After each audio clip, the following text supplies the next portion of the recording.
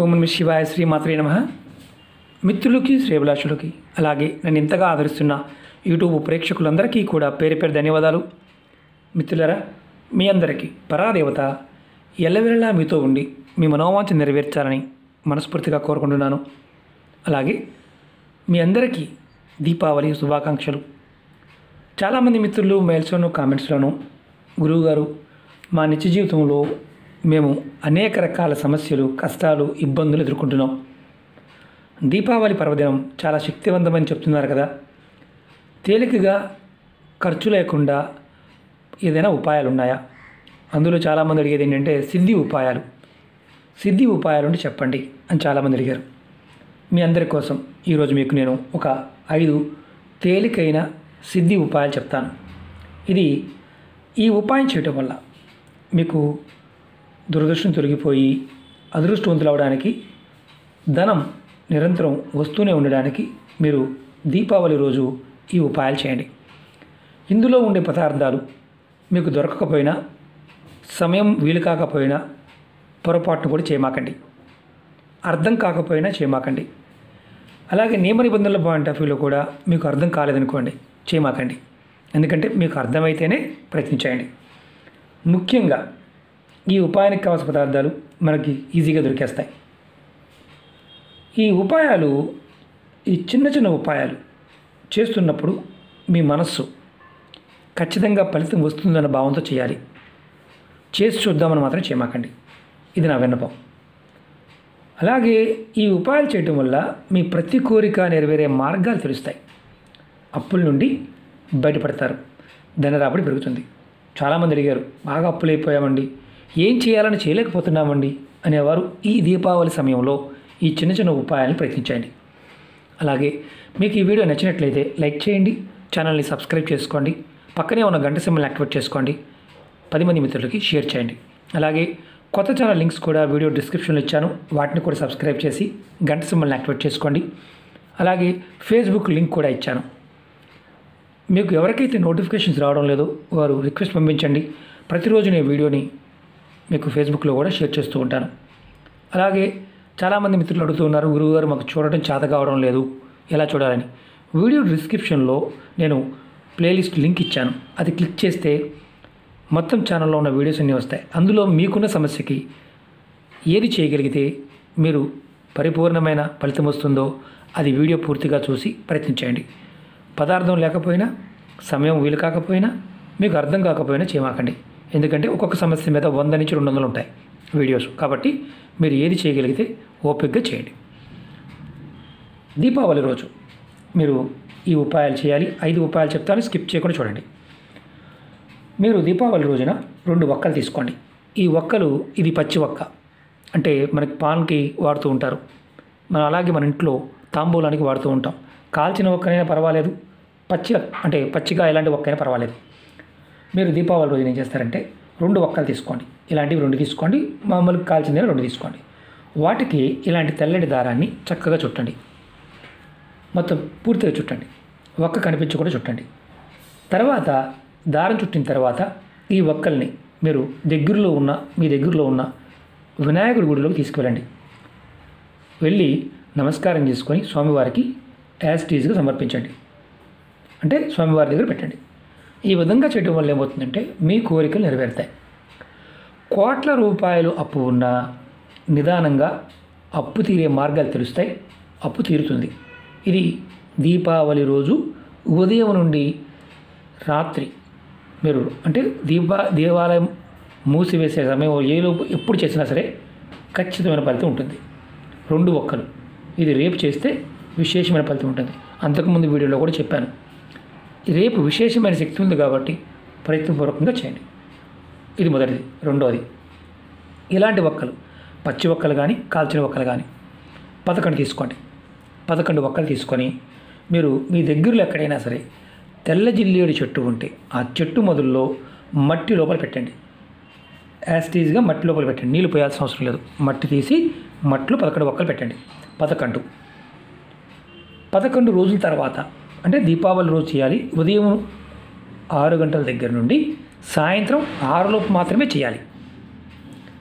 మీరు వీటిని 11 రోజుల తర్వాత అంటే ముందు ఈరోజు దీపావళి రోజు పెట్టారు, తర్వాత దీపావళి రోజు నుంచి 11 రోజుల తర్వాత మీరు మళ్ళీ ఈ ఒక్కల్ని ఇంటికి తెచ్చుకొని శుభ్రం చేసి తర్వాత ఈ ఒక్కలకి ధూపం చూపించి మీ బీరువాలో పెట్టుకోండి. ఈ విధంగా చేయటం వల్ల సంవత్సరం మొత్తం డబ్బుకు సంబంధించి లోటు ఉండదు. మీ ఇల్లు ధనం, ధాన్యం, సౌభాగ్యం అంటే మీరు ఏదైతే కోరుకుంటారో వాటికి సంబంధించి ప్రతి పని కూడా ముందుకు వెళ్తుంది, పనులు అవుతాయి.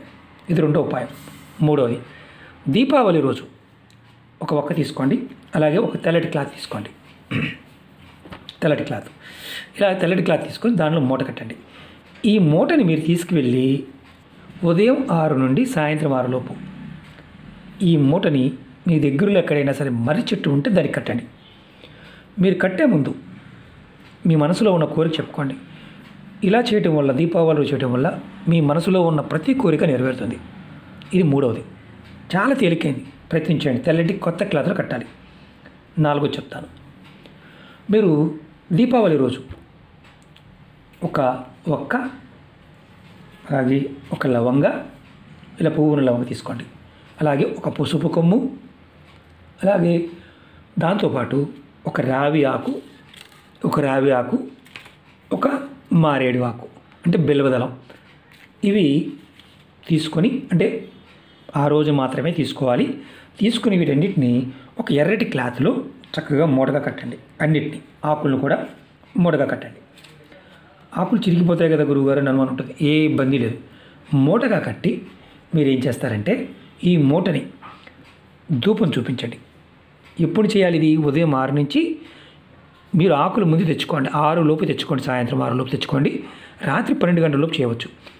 వీటికి చక్కగా ధూపం చూపించి వీటన్నిటిని ఎర్రటి గుడ్డలో కట్టేసి, అంటే కొత్త క్లాత్ తీసుకోండి, చక్కగా మూటగా కట్టి ఈ మూటని మీ బీరువాలో కానీ లేదా మీ ఇంటి బయట గుమ్మం పైన కట్టండి. మీరు మామూలుగా గుమ్మడికాయ కడతారు కదా, అక్కడైనా ఏదైనా పటాలు పెట్టిన గుమ్మం పైన కట్టండి. ఇది లేదంటే బీరువాలో పెట్టుకోవచ్చు. ఇలా చేయటం వల్ల ఏంటంటే మీకు ధనం నిరంతరం వస్తూ ఉంటుంది. 4 వైపుల నుండి ధన రాబడి పెరుగుతుంది.